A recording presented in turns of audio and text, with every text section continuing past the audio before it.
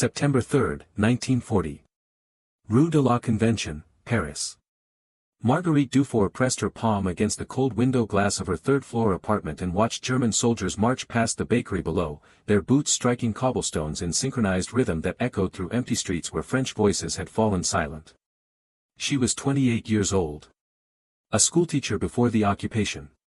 Now unemployed because she refused to teach from textbooks approved by German authorities. Her apartment had become a prison with invisible bars. The city she loved had transformed into something foreign, hostile, suffocating. The Germans controlled everything. Newspapers printed only what the occupation authorities permitted. Radio broadcasts came from stations in Berlin or from French collaborators reading German scripts. Public gatherings were prohibited. Letters were censored. Telephones were monitored. The French people had no voice. No way to speak. No way to hear truth. Marguerite turned away from the window and looked at the small wooden table where she ate her meals alone. Breakfast was a slice of bread, if bread was available. Lunch was turnip soup. Dinner was whatever she could find or afford with her ration coupons. The German occupation had brought hunger. Not starvation, not yet, but a constant gnawing emptiness that reminded everyone of their powerlessness. She thought about her brother, Jacques. He was in a prisoner of war camp somewhere in Germany. She had received 2 postcards from him in 5 months. The cards were pre-printed forms with boxes to check. I am well. I am uninjured. Do not worry. No personal messages were permitted. She did not know if he was truly well or if the cards meant anything at all. Information had become more valuable than food. People whispered questions in bread lines. Is the British Navy still fighting? Are the Americans going to join the war? Is there a resistance forming? No one knew. German propaganda filled every newspaper, every broadcast, every poster on every wall. The truth had disappeared beneath a flood of lies designed to convince the French that resistance was futile, that collaboration was practical, that Germany had already won. Marguerite had stopped believing German propaganda in June when she watched French soldiers retreat through Paris with defeat in their eyes. She stopped believing when she saw German officers requisition the best hotels, the finest restaurants, the most beautiful buildings. She stopped believing when she watched her neighbors forced to sell their businesses, their homes, their dignity to survive. But not believing propaganda did not mean she knew the truth. It only meant she recognized the lies. The distinction mattered. Without accurate information, without news from the outside world, without knowledge of what was really happening beyond the borders of occupied France, she felt blind. And blindness bred despair. That evening, she heard a knock at her door. 3 soft taps, a pause, 2 more taps. The pattern was deliberate. Not random. She approached the door cautiously and asked who was there. Philippe Mercier, a voice said quietly. I knew your brother Jacques. We served together before the armistice. Marguerite opened the door carefully, keeping the chain lock engaged. A man in his mid-30s stood in the dim hallway. Dark hair. Thin face. Civilian clothes that looked worn but respectable. He showed her a photograph. Jacques in his army uniform, standing next to this same man, both smiling, both young, both unaware of the defeat that would come months later. She unlatched the chain and let him enter. Philippe moved quickly inside and closed the door behind him. He did not sit down. He stood near the window, staying away from the light, and spoke in a low voice. I have something for you, he said. Something dangerous. Something that could get you arrested. Something that could get you killed. But also something that could help. If you're willing. Marguerite did not ask what it was. She already knew, somehow, that whatever this man was offering would change everything. That her small apartment would never again feel like a prison with invisible bars. That the silence would end. Philippe reached into a worn canvas bag and withdrew a leather suitcase. Brown. Slightly scuffed. Ordinary in every way except for the false bottom he revealed when he pressed 2 latches on opposite corners. Inside was a radio transmitter. Small. British made. Designed to be hidden, transported, operated in secret. The kind of device the Germans were searching for in every apartment, every basement, every attic in occupied Paris. Do you know Morse code? Philippe asked. She shook her head. Can you learn? She nodded. The BBC broadcasts coded messages every night at 21:15. Messages to the resistance. Instructions. Information. Hope. This radio will let you listen. More importantly, it will let you transmit. Send messages to London. Tell them what's happening here. What the Germans are doing. Where their troops are stationed. What French people need to know. Marguerite looked at the radio. It seemed impossibly small to bridge the distance between occupied France and Free Britain. Seemed too fragile to carry the weight of resistance. But she understood what Philippe was really asking. He was asking if she was willing to risk everything, her safety, her freedom, her life, to fight back against an enemy that had taken everything else. She thought about Jacques in his prison camp. About her students learning German propaganda as history. About the silence that had settled over Paris like winter fog. About the lies printed in newspapers and broadcast on radio stations controlled by men who had stolen her country. I can learn, she said. Philippe nodded. You'll have 2 weeks to memorize Morse code. I'll bring you the codes, the frequencies, the procedures. After that, you'll be on your own. Transmission sessions must be brief. No longer than 5 minutes. German direction-finding trucks patrol the city constantly. They can locate a transmitter within 30 minutes if you broadcast too long. Move the radio after every transmission. Never transmit from the same location twice in 1 month. Trust no one who asks questions about the radio. Not neighbors. Not friends. Not family. He handed her a sheet of paper with Morse code symbols. Dots and dashes. Letters and numbers. A new language she would need to learn fluently in darkness, in silence, in fear. There are others, Philippe continued. Other operators with other radios. If you're caught, the network continues. If they find this radio, another will arrive. The Germans can arrest operators. They can find transmitters. But they cannot stop the transmission of hope. After Philippe left, Marguerite sat at her wooden table with the suitcase radio hidden beneath her bed and the Morse code sheet spread before her. A. B. C. She began memorizing. Her hand moved silently, tapping the pattern against the table surface. Soundless practice for the moment when silence would no longer be acceptable. November 12, 1940. Marguerite transmitted her first message at 23:40 from the attic of an abandoned warehouse in the 11th arrondissement. The radio sat on an overturned crate. The antenna wire ran through a gap in the roof tiles. Her fingers trembled as she tapped the Morse key. She had practiced for 8 weeks. Memorized the code completely. Could send and receive at 15 words per minute. But practice in her apartment with the power disconnected was different from actual transmission while German direction-finding trucks prowled the streets below, their operators listening for unauthorized radio signals, their vehicles equipped with directional antennas that could pinpoint a transmitter's location through triangulation. Her message was brief. Weather report. Cloud cover over Paris. Visibility conditions. The kind of information British bombers needed to plan missions. She transmitted for 3 minutes and 40 seconds, then disconnected everything, packed the radio back into its suitcase, and left through a rear exit that opened onto an alley where she had left her bicycle. The streets were quiet. Curfew had begun at 2200 hours. German patrols enforced it strictly. Anyone caught outside after curfew without proper authorization was arrested, questioned, detained. Marguerite cycled slowly through back streets, avoiding main boulevards, staying in shadows. The suitcase sat in her bicycle basket covered with a cloth. To anyone watching, she was simply a woman returning home late.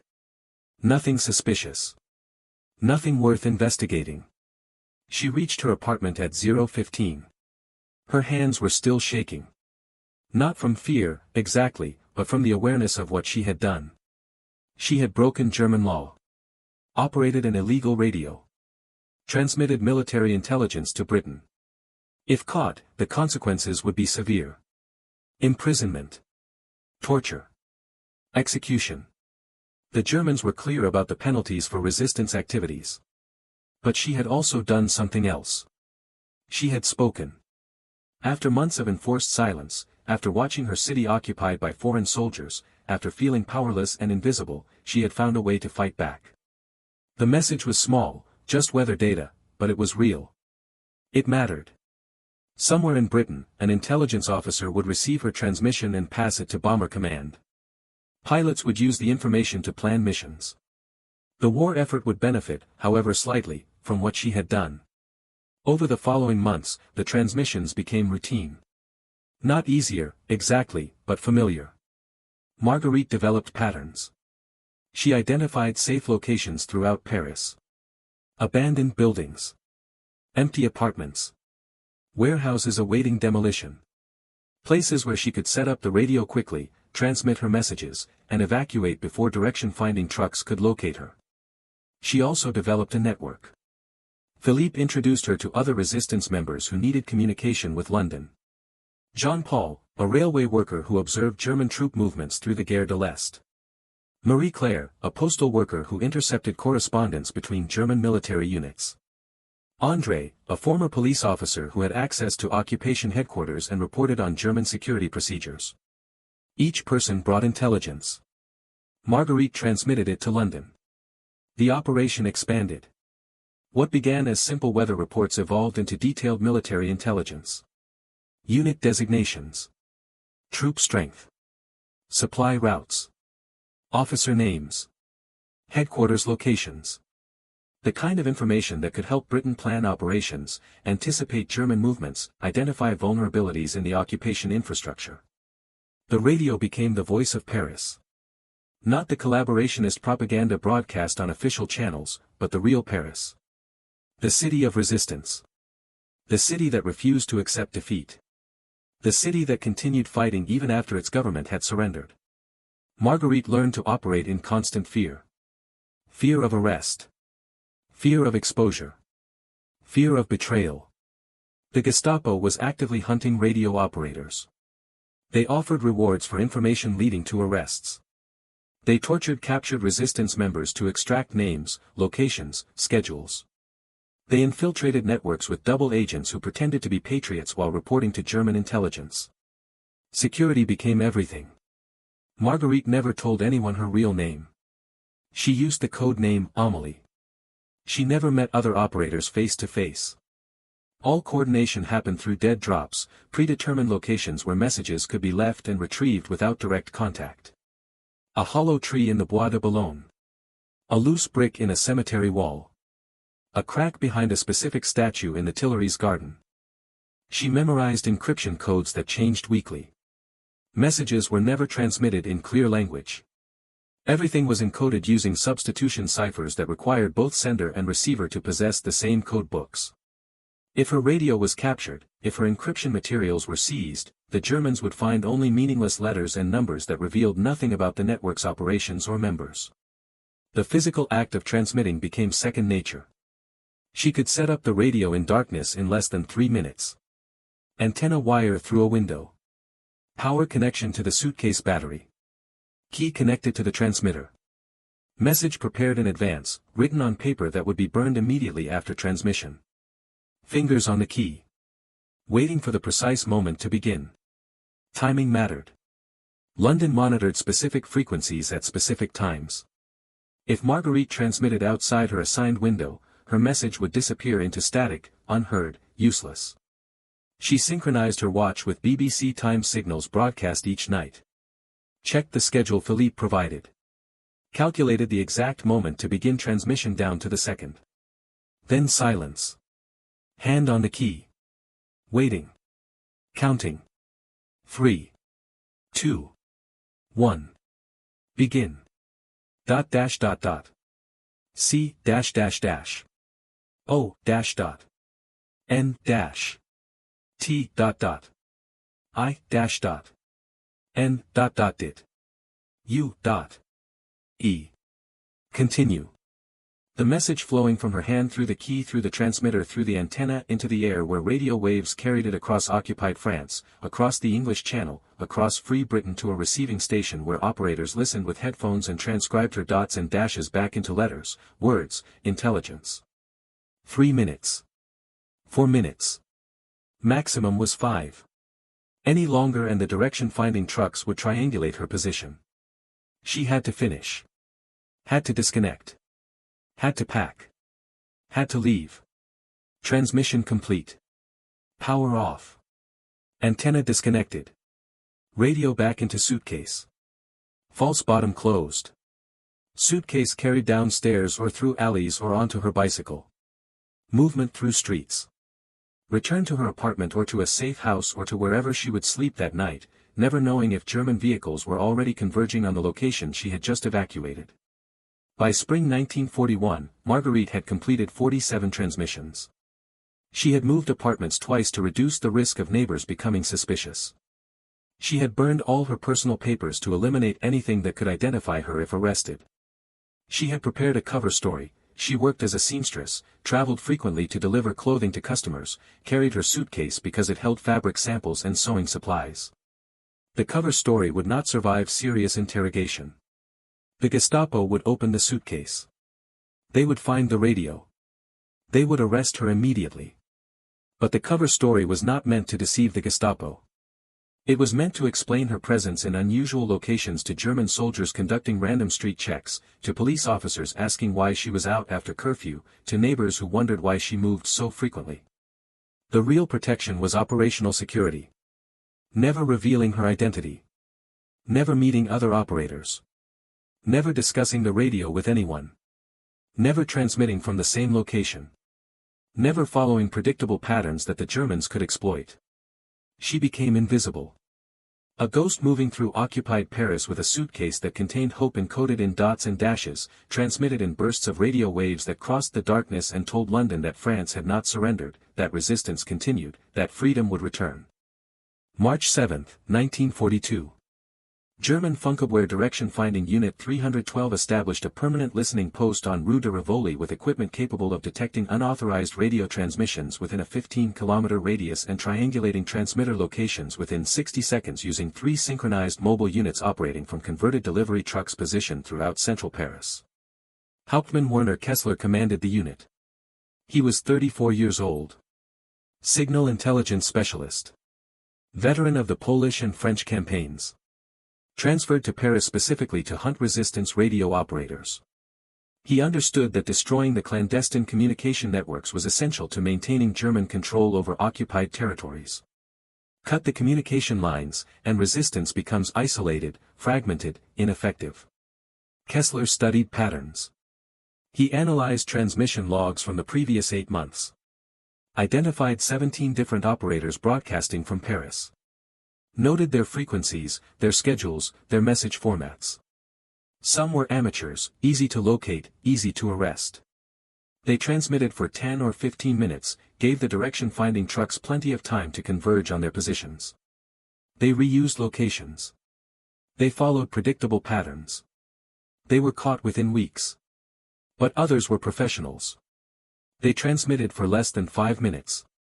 They never used the same location twice. They varied their schedules randomly.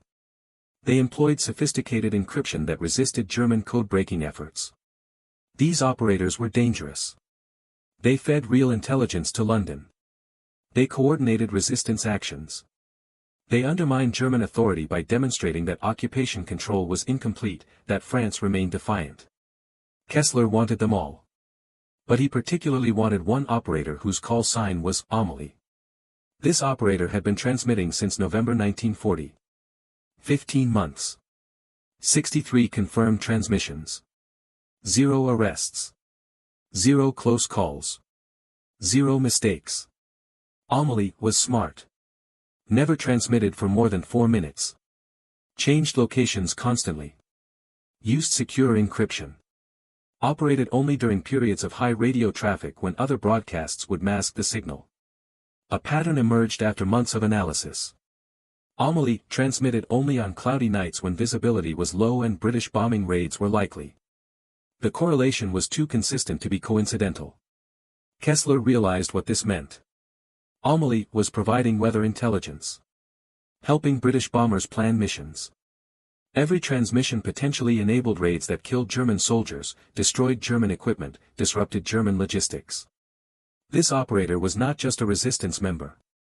This operator was actively participating in military operations against Germany. The hunt intensified. Kessler deployed his 3 mobile direction-finding trucks in a triangular pattern covering north, south, and east Paris. The stationary listening post covered the west. Every night, operators monitored assigned frequencies with headphones, waiting to hear the distinctive sound of Amélie's transmitter. On March 19, they detected a signal at 2347. Frequency 7485 kHz. Transmission pattern matched Amélie's known style. Short bursts. Encrypted content. Professional operation. Kessler ordered immediate triangulation. The 3 trucks took bearings on the signal. North truck recorded 127 degrees southeast. South truck recorded 342 degrees northwest. East truck recorded 213 degrees southwest. The lines intersected in the 10th arrondissement near Gare du Nord. But by the time the trucks reached the area, the transmission had ended. 3 minutes, 52 seconds. The operator had disconnected and evacuated before German units could arrive. Kessler studied the intersection point on his map. He calculated the time required for his trucks to reach the location from their starting positions. 8 to 12 minutes depending on traffic and route. The operator had finished transmitting and escaped in less than 6 minutes. This told Kessler something important. Amélie was not operating alone. Someone was watching for direction-finding trucks. Someone was timing the transmissions. Someone was coordinating evacuation procedures. This was not a single individual with a radio. This was an organized network with security protocols designed to prevent capture. Over the following weeks, Kessler refined his tactics. He reduced the response time by positioning trucks closer to likely transmission points. He deployed additional units disguised as civilian vehicles. He planted informants in neighborhoods where Amélie had previously operated. He arrested suspected resistance members and interrogated them about radio networks, operators, code names. Most knew nothing useful. Some provided names that led to arrests of other operators. But no one betrayed Amélie. Either they did not know the operator's identity, or they refused to reveal it even under torture. The network's compartmentalization was effective. Each member knew only their specific role. No one could compromise the entire operation even if captured. Marguerite learned about the increased German surveillance from Philippe during a brief meeting in May 1942. They met in a café in the 5th arrondissement. Sat at separate tables. Did not acknowledge each other directly. Philippe left a newspaper on his chair when he stood to leave. Inside the newspaper was a message written in invisible ink that became visible only when exposed to heat. The message warned her that Funkabwehr units were intensifying their hunt. Said that 3 operators had been arrested in April. Advised reducing transmission frequency. Recommended moving to new locations outside central Paris. Stressed absolute security, no exceptions, no risks, no variations from established procedures. Marguerite understood what this meant. The network was under assault. The Germans were getting closer. Every transmission increased the risk of detection, arrest, execution. She could stop. She could hide the radio. She could disappear into the anonymity of occupied Paris and wait for the war to end. But stopping meant silence. It meant returning to the powerlessness she had felt in September 1940 when German soldiers marched through her streets and French voices disappeared beneath occupation propaganda. It meant abandoning the resistance members who depended on communication with London. It meant accepting defeat. She continued transmitting. Changed her patterns. Operated from locations farther from the city center. Reduced transmission time to 3 minutes maximum. Increased the interval between messages.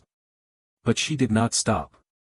On June 3, 1942, Gestapo arrested Philippe Mercier.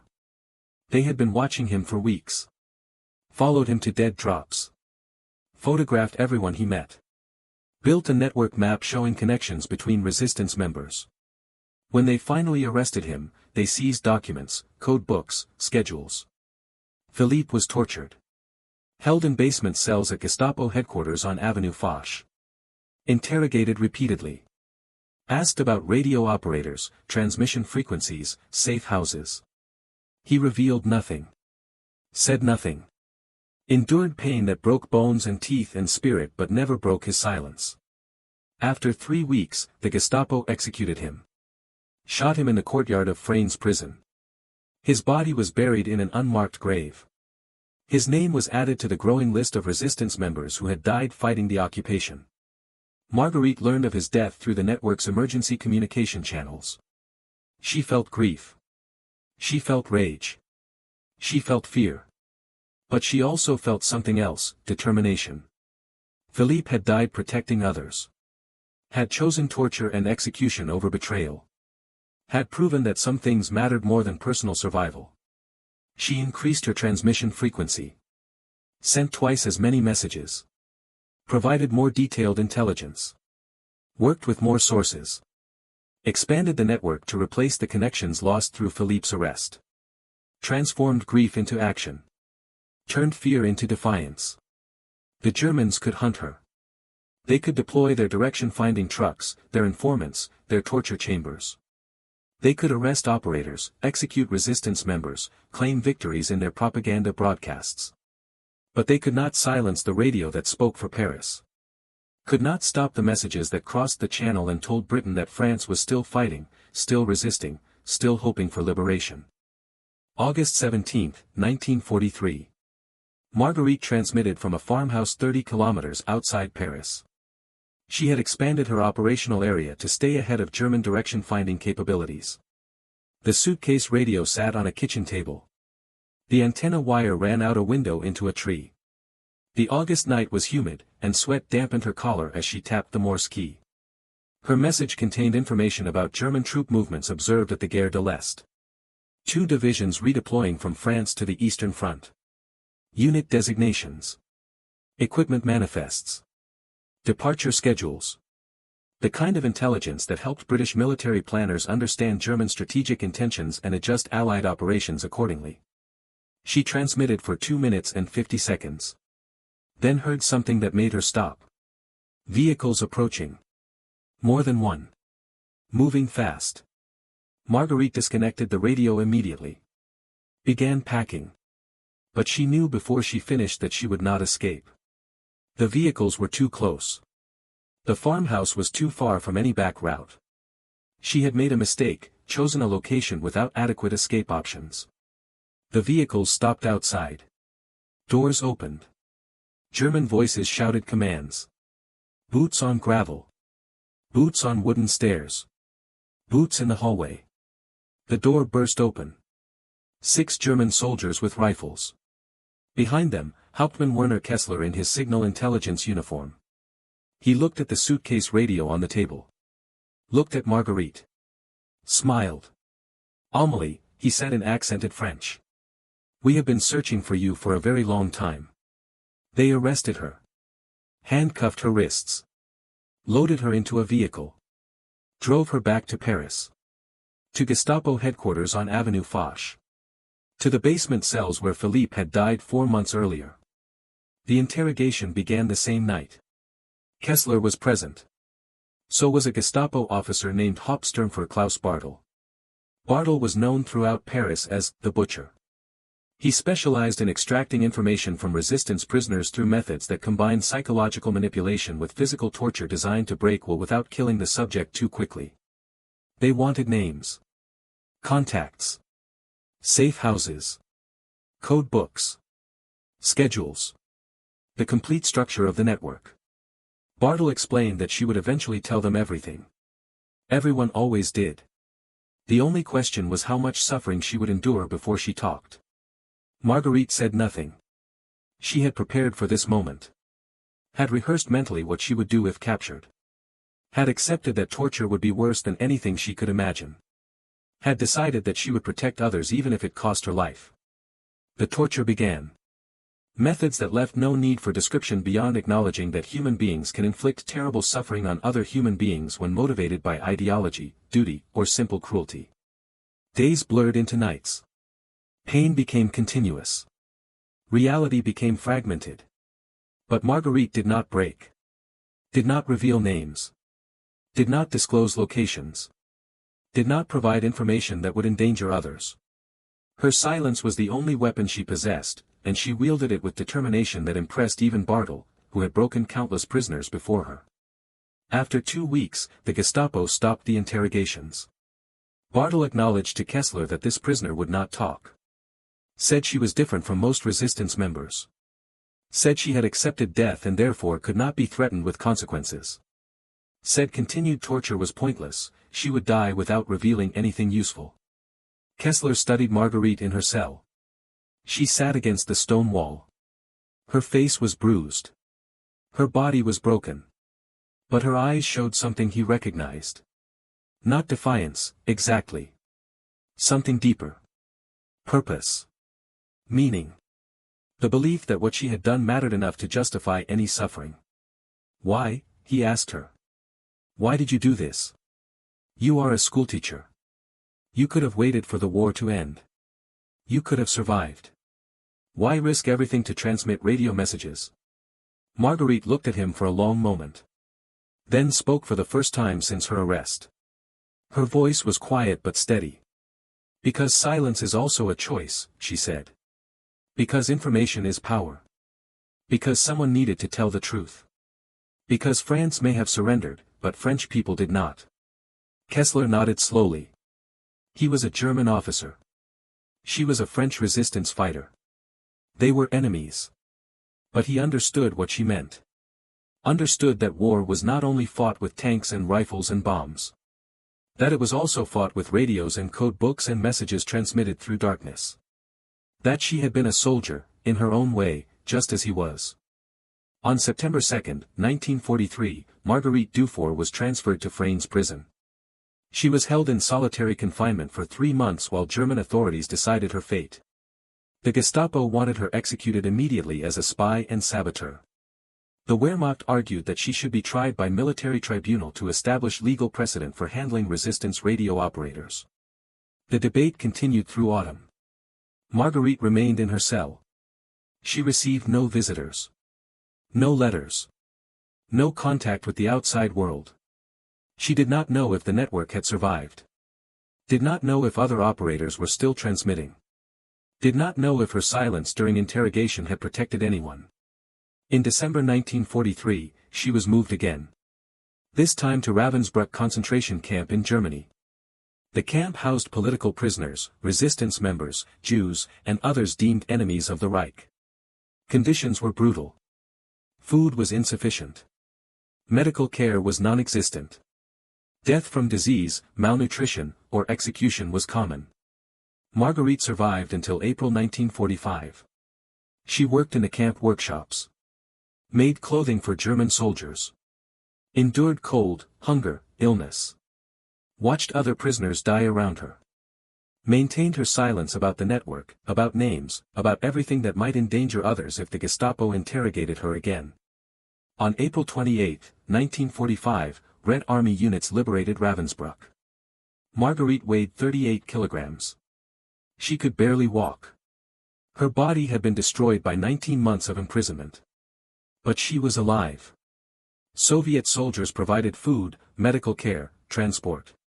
She was evacuated to a hospital in Berlin where doctors treated malnutrition, infections, injuries. She recovered slowly. Gained weight. Regained strength. Began to believe that she would actually survive the war. In June 1945, she returned to France. To Paris. To Rue de la Convention where she had lived before the occupation. Her apartment was empty. Someone else lived there now. Her possessions were gone. The life she had lived before the war no longer existed. She reconnected with surviving members of the network. Learned that 4 other operators had been arrested after her capture. 2 had been executed.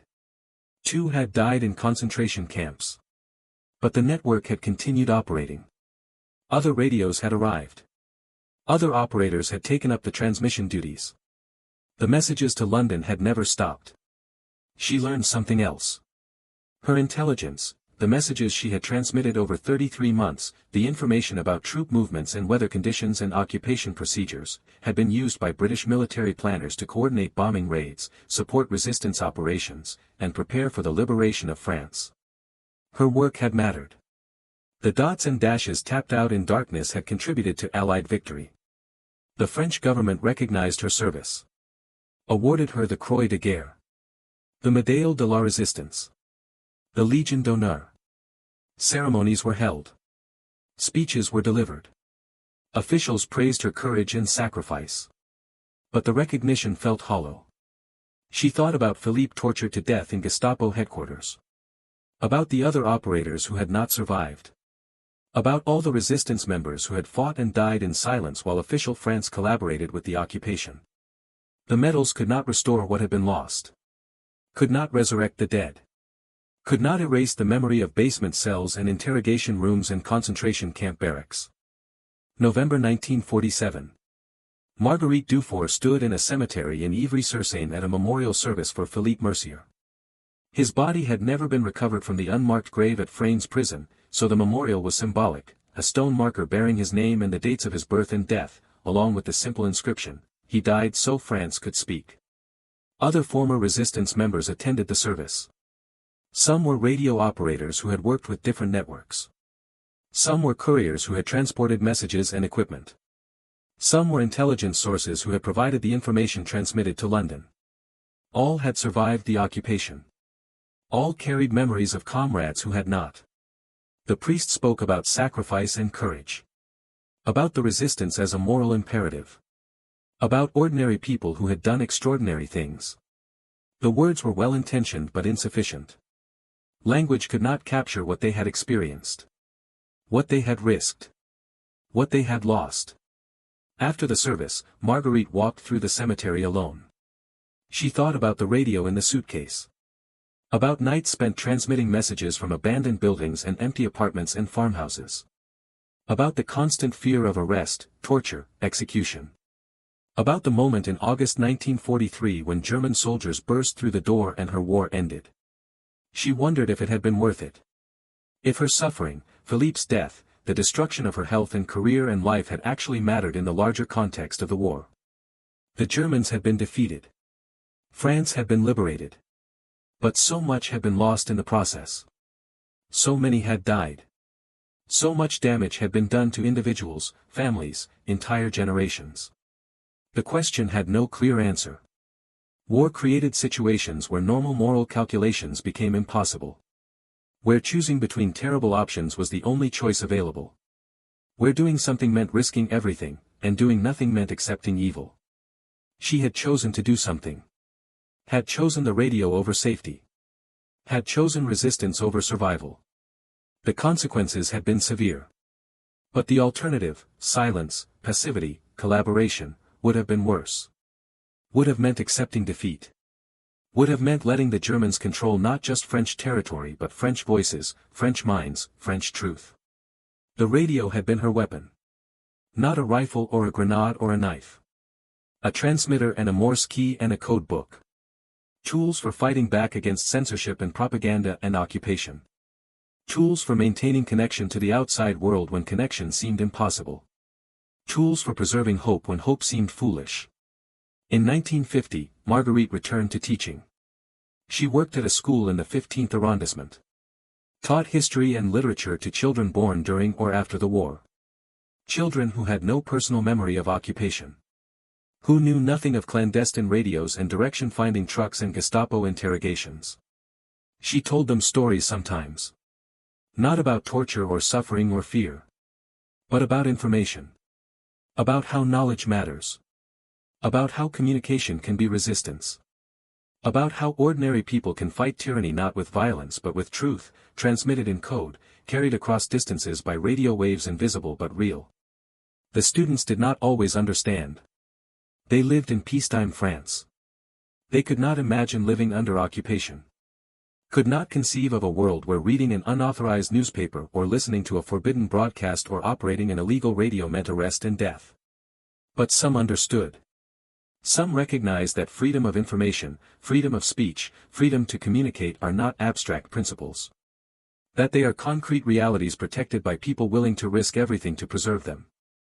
That silence is never neutral. That choosing not to speak is itself a political act with moral consequences. Marguerite kept the Morse code sheet she had memorized in 1940. It hung framed on her apartment wall. A reminder. Not of heroism, she never considered herself a hero. A reminder that ordinary people possess the capacity to resist. That tools for resistance exist even in the darkest circumstances. That communication itself can be a form of defiance. She never owned another radio. After the war, she found she could not listen to broadcasts without remembering the weight of the transmitter, the sound of the Morse key, the fear that accompanied every transmission. So she read newspapers. Read books. Communicated face-to-face with friends and colleagues. Avoided technology that reminded her of what she had done, what she had survived, what had been taken from her. In 1956, she received a letter from London. From the British intelligence officer who had monitored her transmissions during the war. He had tracked her down through French government records. Wanted to thank her. Said her messages had provided valuable intelligence. Said she had contributed significantly to Allied victory. The letter included photographs. Images of the radio equipment used to receive her transmissions. Pictures of the operations room where British personnel had decoded her messages and distributed intelligence to military planners. Documents showing how her information had been used to coordinate bombing raids and resistance operations. Marguerite read the letter multiple times. Studied the photographs. Tried to connect the images of British intelligence operations with her memories of transmitting from abandoned buildings in occupied Paris. The connection felt abstract. She had sent dots and dashes into darkness. Had never seen the other end of the communication chain. Had never known exactly how her messages were received, decoded, analyzed, used. Now she knew. The invisible radio waves had reached their destination. The messages had been heard. The intelligence had been valuable. The risk had not been pointless. The suffering had not been meaningless. She wrote back. Thanked the officer for informing her. Asked about other operators from the Paris networks. Learned that of the 34 resistance radio operators active in occupied France between 1940 and 1944, only 11 had survived the war.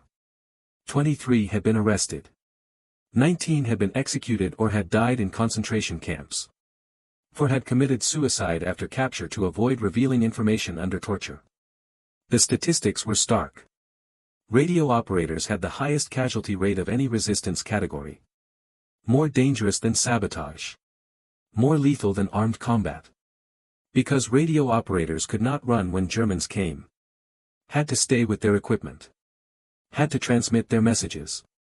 Had to complete the mission even when escape was impossible. Marguerite thought about the 23 operators who had not survived. About their families.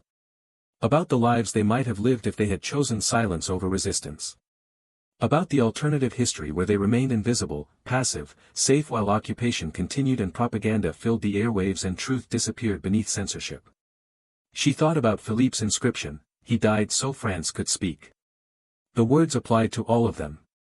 To every operator arrested and tortured and executed. To every resistance member who chose communication over silence, information over ignorance, truth over propaganda. They had been soldiers in a different kind of war.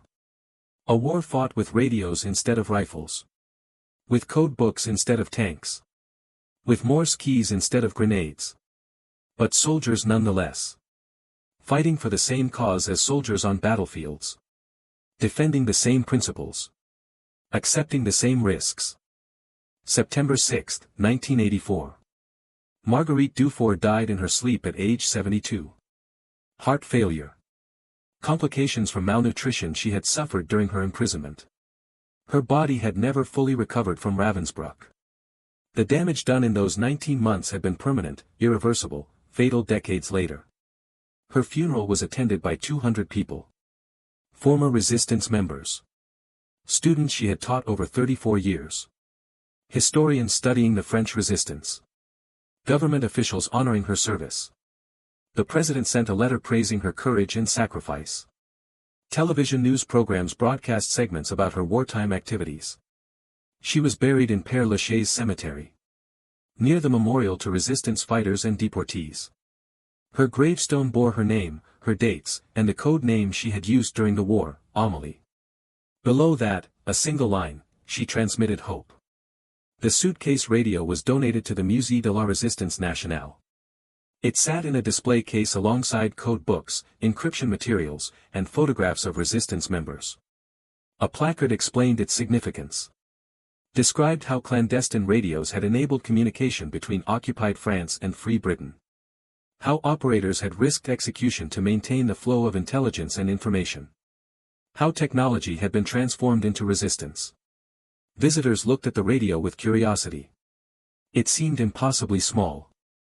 Hard to believe this device had been worth dying for. Hard to understand why operating it had been so dangerous. Hard to connect this relic in a museum case with the human stories of courage, sacrifice, and suffering it represented. But some visitors understood. Some knew about occupation. About censorship. About propaganda. About what it meant to live under authoritarian control where speaking truth was criminalized and communication was monitored and information itself became a weapon. These visitors looked at the radio and saw not just a historical artifact but a symbol of something that transcends specific wars and specific occupations. The principle that information matters. That truth matters. That communication matters. That silencing voices is a form of violence. That speaking despite censorship is a form of resistance. That maintaining connection across distances imposed by tyranny is worth personal risk. The radio in the suitcase had been one tool among many used to fight World War II. Not the most powerful. Not the most destructive. But important nonetheless. Important because it preserved something essential, the ability to communicate, to inform, to tell truth, to maintain hope across darkness and occupation and despair. Marguerite had understood this. Had recognized that her work mattered not because it changed the course of the war directly, but because it demonstrated that resistance was possible. That ordinary people could fight back. That occupation could not eliminate all opposition. That France had not truly surrendered even when its government signed armistice documents. Her transmissions had been brief. 3 to 5 minutes. Dots and dashes. Encrypted messages. Weather reports and troop movements and intelligence data. Nothing dramatic. Nothing heroic in the traditional sense. Just information. Just communication. Just truth sent across distances to people who needed it. But accumulated over 33 months, across hundreds of transmissions, those brief messages had mattered. Had contributed to military planning. Had supported resistance operations. Had helped prepare the liberation of France. Small actions compounded into significant impact. Individual courage multiplied across networks of operators created meaningful opposition to occupation. This was Marguerite's legacy. Not medals or monuments or government recognition. Those were external symbols that never quite captured what she had done. Her real legacy was the demonstration that resistance takes many forms. That fighting tyranny does not always require violence. That ordinary people possess extraordinary capacity for courage when circumstances demand it. She had been a schoolteacher who learned Morse code. A civilian who became an intelligence operator. An ordinary person who did extraordinary things not because she was exceptional but because she refused to accept the alternative. Refused to remain silent. Refused to let occupation control information. Refused to let fear prevent action. And in refusing, she had proven something important. Proven that totalitarian control is never complete. That censorship can be circumvented. That propaganda can be countered. That communication networks can survive even under occupation. That hope can be transmitted through darkness by people willing to risk everything to keep it alive. The radio sat in its display case. Silent now. No dots and dashes. No encrypted messages. No intelligence flowing to London. Just an artifact. A relic. A reminder. But also a testament. To all the operators who had tapped Morse keys in occupied territories. To all the resistance members who had maintained communication networks despite German surveillance. To all the ordinary people who had refused to accept silence as acceptable. They had transmitted hope. And hope, once transmitted, echo across decades. Reminding each generation that freedom depends on the willingness of individuals to protect it. That communication is power. That truth matters. That silence is never neutral. That sometimes, resistance fits in a suitcase.